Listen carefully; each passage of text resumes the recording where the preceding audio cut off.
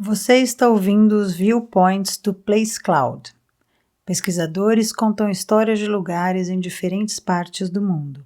Para obter a experiência multimídia completa e apoiar os criadores, visite placecloud.io. Estamos no Monte das Tabocas, no município de Vitória de Santo Antão, região metropolitana do Recife. Aqui, em 3 de agosto de 1645, foi travada a Batalha das Tabocas, primeiro conflito armado entre portugueses e holandeses e que culminou na expulsão dos holandeses do Brasil em 1654. Os ânimos entre os colonizadores estavam acirrados desde que Maurício de Nassau deixou o governo do país em 1644, e este primeiro enfrentamento terminou com vitória portuguesa. Marchando de volta ao Recife com os sobreviventes derrotados, o comandante holandês Hendrik van Hulst passou pelas terras do engenho Casa Forte, onde estavam hospedadas as esposas e parentes dos combatentes portugueses, e raptou as portuguesas Antônia Bezerra e Isabel de Góes, fazendo-as reféns para obter vantagens no conflito. Quando a informação do rapto chegou aos líderes portugueses André Vidal de Negreiros e João Fernandes Vieira, as tropas luso-brasileiras marcharam para o local, dando início a um novo conflito chamado de Batalha de Casa Forte, novamente com vitória portuguesa, enfraquecendo ainda mais a resistência holandesa. O episódio é citado no artigo As Mulheres no Tempo dos Flamengos, Espaços de Atuação Feminina durante a Guerra Luso-Holandesa, 1624 a 1654, escrito pela historiadora Elisiele Falaschi, que apresenta uma análise das experiências femininas durante a ocupação holandesa no Brasil. A autora argumenta que, apesar da documentação fragmentária e da presença dispersa das mulheres nas fontes, sua atuação no período não pode ser considerada invisibilizada. A pesquisa se baseia em documentos incluindo relatos de viagem, diários de soldados, cartas, relatórios oficiais, crônicas e documentos judiciais e administrativos do período. A partir dessa análise, ela mapeou a presença de pelo menos 90 mulheres nas fontes e procurou reconstruir os espaços ocupados por elas, suas possibilidades de ação e o grau de envolvimento, direto ou indireto, com os principais eventos do período. O texto identifica 3 categorias principais de ocorrência das mulheres na documentação, como vítimas de violências específicas, como raptos e violência sexual, atuando nos embates, seja direta ou indiretamente, e atuando em diferentes espaços do cotidiano afetado pela guerra. A autora utiliza o episódio com as mulheres raptadas, que deu início à Batalha de Casa Forte, e as histórias de outras personagens femininas do período para exemplificar essas categorias. Falaschi ainda utiliza como fontes relatos do próprio Maurício de Nassau e do Frei Manuel Calado, português que viveu no país por 30 anos durante a ocupação holandesa.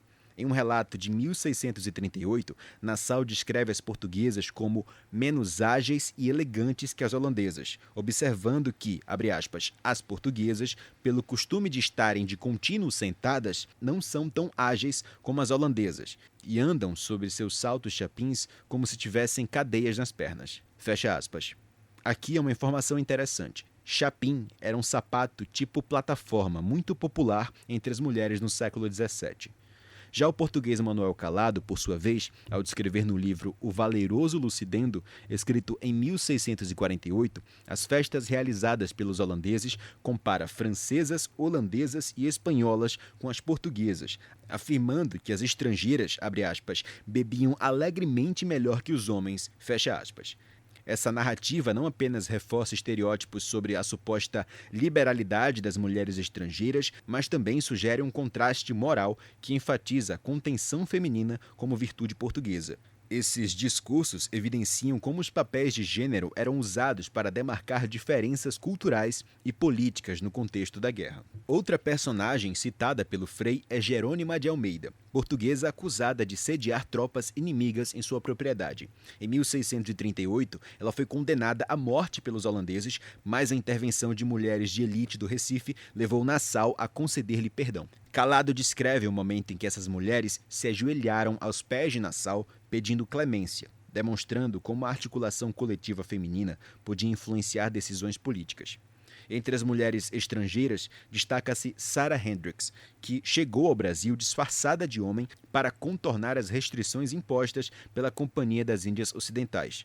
Casada com o predicante Daniel Shagen, Hendricks enfrentou acusações de comportamento imoral e viveu em concubinato antes de seu casamento, sendo por isso classificada como prostituta na historiografia luso-brasileira e como fonte de irritação e problemas nos documentos holandeses. A autora aponta que relatos como os de Nassau e Calado frequentemente mobilizavam discursos de gênero para reforçar a superioridade moral de seus respectivos lados na guerra.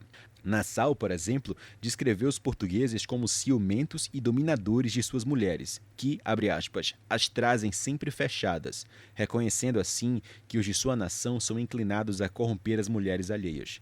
Fecha aspas. O artigo adverte, no entanto, que é preciso cautela ao interpretar esses relatos, pois se tratam de visões masculinas e construídas a partir da perspectiva do outro.